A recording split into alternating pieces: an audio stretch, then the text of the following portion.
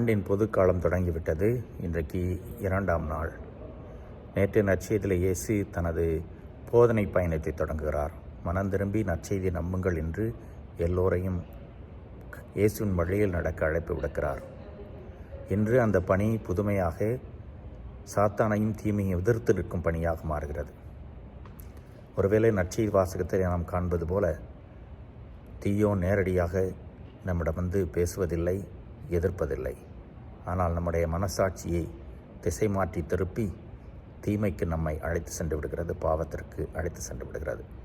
நம்மை நாம் ஆய்வு செய்து பார்த்துக்கொள்வோம். எந்த சூழல், எந்த மனிதர்கள், எந்த செய்தித்தாள், எந்த திரைப்படங்கள் அல்லது நாம் பயன்படுத்துகிற இந்த செல்ஃபோன் எதிலே நாம் திசை மாறி செல்கிறோம் என்பதை யோசித்து பார்ப்போம். யாரும் நம்மை வீழ்த்தி விடாமல் இருக்க கடவுளுடைய இயேசுவினுடைய அதிகாரத்தை பற்றி கொண்டு இயேசுவின் வழியில் நடப்போம். இயேசுவோடு பயணிக்கும் இந்த பயணம் புனித பயணம் என்பதை மறக்க வேண்டாம். எங்கே மனம் திரும்புதல் தேவையோ அங்கே மனம் திரும்பி இயேசுவின் வழியில் நடப்போம். இறையாட்சி நெருங்கி வந்துவிட்டது. இது நிறைவின் காலம். நாம் இயேசுவின் பிள்ளைகள் என்பதை அறிவிக்கிறோம். இறைவன் என்றும் வாழ்த்து பெறுவாராக.